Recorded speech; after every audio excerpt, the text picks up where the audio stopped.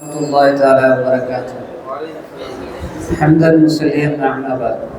الحمد لله. கண்ணியத்திற்குரிய அல்லாஹ் நல்லடியார்களே,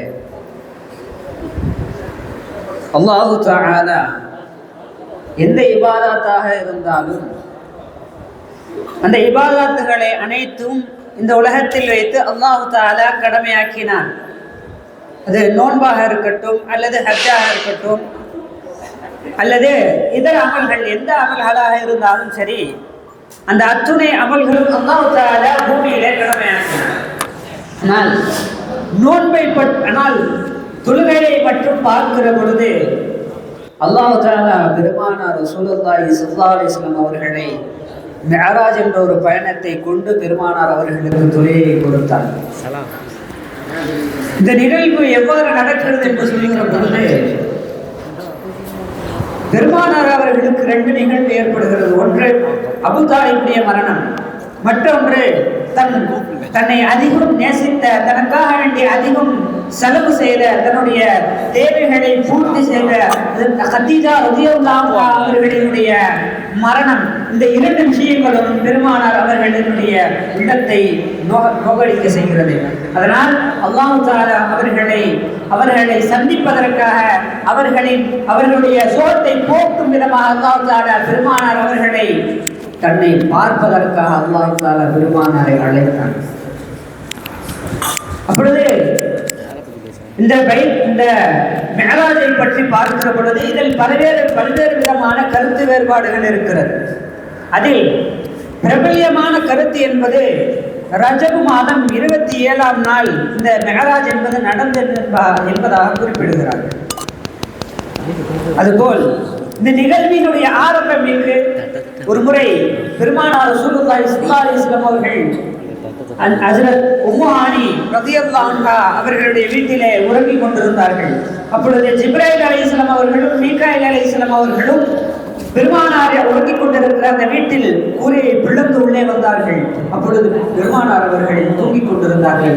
பெருமானார் அவர்களை எழுப்பி இரண்டு மலக்குமார்கள் பெருமானார் அவர்களை அழைத்து பைத்துல் முகத்தஸுக்கு சென்றார்கள். இதைத்தான் அல்லாஹ் தஆலா தன் குர்ஆனிலே கூறுகிறான், சுப்ஹானல்லதி அஸ்ரா பிஅப்திஹி லைலம் மினல் மஸ்ஜிதில் ஹராமி இலல் மஸ்ஜிதில் அக்ஸா.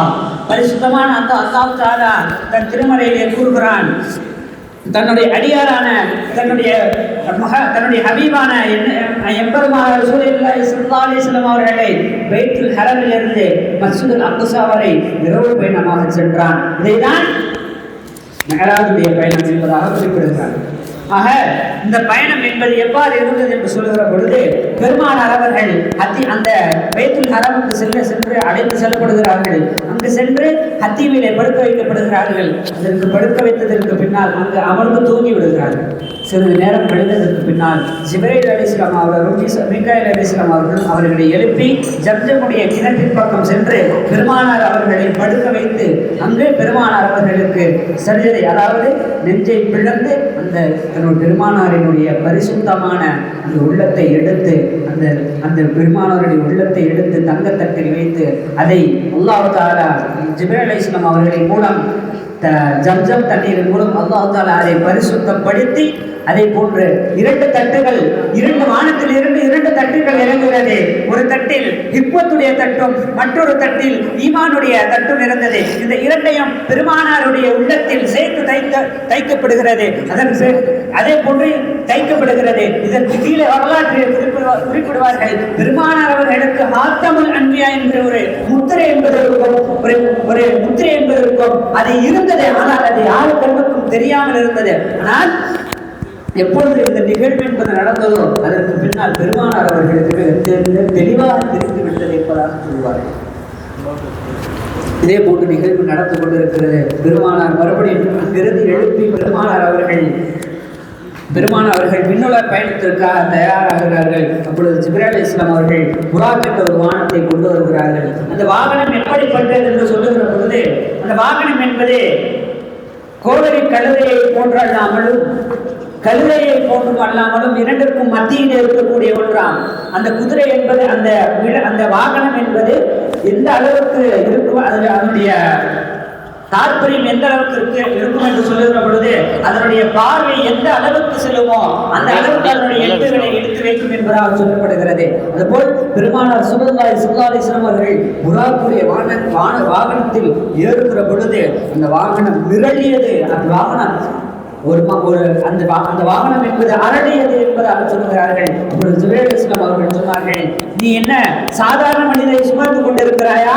நீ ஒன்றும் சாதாரண நபரை சுமக்கவில்லை, மாறாக இறைவனுக்கு மிகவும் கட்டுப்பட்ட, தன்னை முற்றிலும் அர்ப்பணித்த முஹம்மது ரசூலுல்லாஹி ஸல்லல்லாஹு அலைஹி வஸல்லம் அவர்களை நீ உன்னுடைய மேடையில் சுமக்கிறாய், நீ ஒழுங்காக நின்று கொள் என்று சொல்லுகிற பொழுது அந்த வாகனம் என்பது வெட்கத்தில் தாழ்ந்தது என்பதாக வரலாற்றில் குறிப்பிடுகிறார்கள். பிறகு பெருமானார் ரசூலுல்லாஹி ஸல்லல்லாஹு அலைஹி வஸல்லம் அவர்கள் சில இடங்களில் செல்கிறார்கள். அந்த இடங்களில் சில இடங்களில் பெருமானார் ரசூலுல்லாஹி ஸல்லல்லாஹு அலைஹி வஸல்லம் அவர்கள் தொழுகிறார்கள். முதலாவது ஒரு இடம் யஸ்ரிப் என்ற இடத்திலே தொழுகிறார்கள்.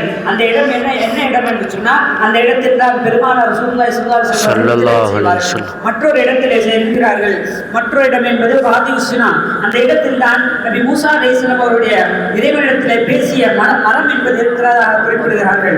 மூணாவது ஒரு இடத்திலே செல்கிறார்கள். அந்த இடம்தான் மதியன், நபி சுஹைப் அலைஹிஸ்ஸலாம் அவர்கள் வாழ்ந்த இடம் என்பதாக இந்த மூன்று இடத்திலும் பெருமானார் ரசூலுல்லாஹி ஸல்லல்லாஹு அலைஹி வஸல்லம் அவர்கள் நின்று தொழுதார்கள் என்பதாக வரலாற்றிலே குறிப்பிடப்படுகிறது. அதன் பிறகு பெருமானார் ரசூலுல்லாஹி ஸல்லல்லாஹு அலைஹி வஸல்லம் அவர்கள் வானுலக பயணத்திற்கு செல்கிற பொழுது 2 நபர்களை பார்க்கிறார்கள். ஒன்று ஒரு வயதான மூதாட்டி, மற்றொன்று வயதான ஒரு கிழவர். இருவரும் பெருமானார் ரசூலுல்லாஹ்வை அழைக்கிறார்கள், யா முஹம்மது என்பதாக. அப்பொழுது ஜிப்ரீல் அலைஹிஸ்ஸலாம் சொன்னார்கள், நீங்கள் அவர்கள் இருவரையும் நீங்கள் கண்டும் காணாத இருந்து கொள்ளுங்கள் என்று சொல்லும் பொழுது சிறிது தூரம் கழித்து ஜிப்ரீல் அலைஹிஸ்ஸலாம் அவர்களிடத்தில் பெருமானார் கேட்பார்கள், நீங்கள் ஏன் அந்த இருவரையும் கண்டு கொள்ள வேண்டாம் என்று கூறுகிற பொழுது அந்த 2 நபர்களும் தான் இந்த உலகமும் ஷைத்தானும். எவ்வாறு அந்த கிழவி என்பவர் இந்த உலகம் என்பதாக சொன்னார்கள், இந்த கிழவர் என்பவர் இந்த கிழவன் பெயர் ஷைத்தான் என்பதாக சொன்னார்கள். இந்த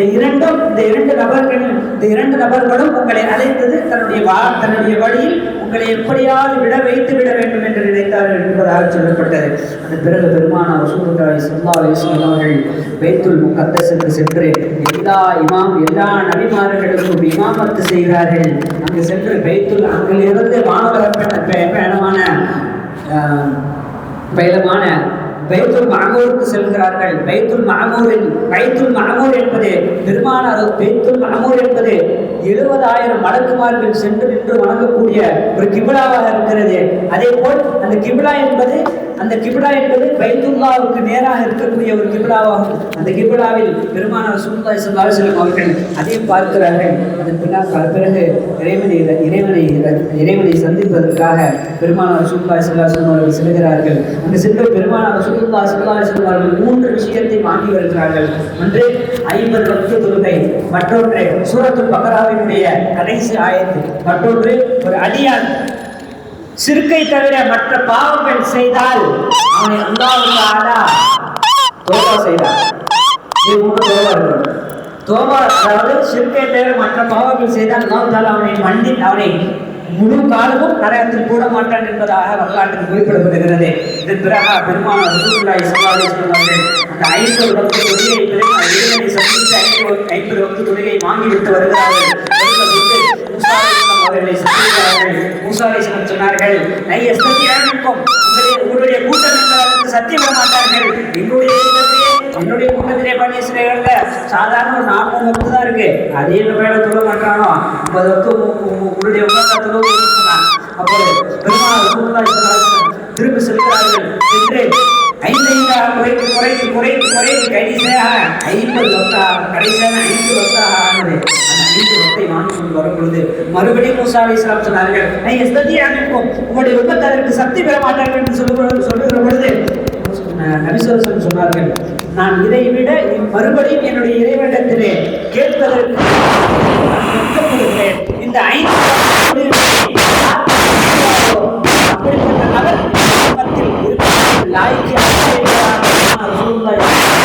சொன்னார்கள். ஒரு பெருமானார் ரசூலுல்லாஹிக்கு அல்லாஹ் தஆலா கொடுத்த ஒரு 8 விஷயம் சொல்லப்படுகிறது. அதில் அல்லாஹ் தஆலா பெருமானாரை பார்த்து ஒரு 8 விஷயம் கொடுத்ததாக சொல்கிறான். ஒன்று, அல்லாஹ் தஆலா பெருமானாருக்கு 8 விஷயம் உங்களுடைய உம்மத்திற்கு கொடுத்திருக்கிறேன். ஒன்று, இஸ்லாமும் ஒன்றாவது இஸ்லாம், இரண்டாவது ஜிஹாது, மூன்றாவது தொழுகை, நான்காவது சக்காத், ஐந்தாவது ரமதான், ஆறாவது ஹிஜ்ரத், ஏழாவது நல்லதை விட்டு தீமையை தடுப்பது, எட்டாவது தீமையின் பக்கம் போவாமல் என்பதால் அல்லாஹ் தஆலா நம் அனைவரையும் இந்த தொழுகையை பேணி நடக்கக்கூடிய அல்லாஹ் தஆலா நம் அனைவரும் தந்தல் புரிவானாக. ஆமீன். அஸ்ஸலாமு அலைக்கும்.